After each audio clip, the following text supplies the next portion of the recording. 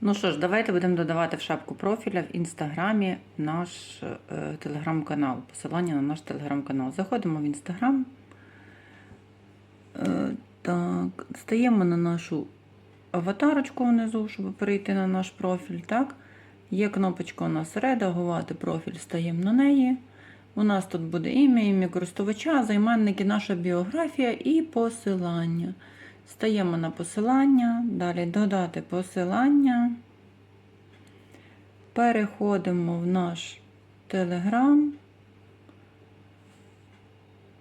копіюємо посилання нашого телеграма, або ви вже маєте його скопійоване.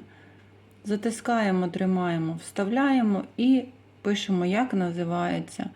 Наприклад, у нас називається, нехай буде Telegram ТГК. ТГК, таргет, не буде таргет магія.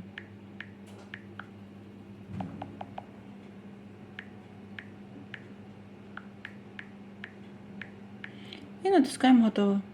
Все.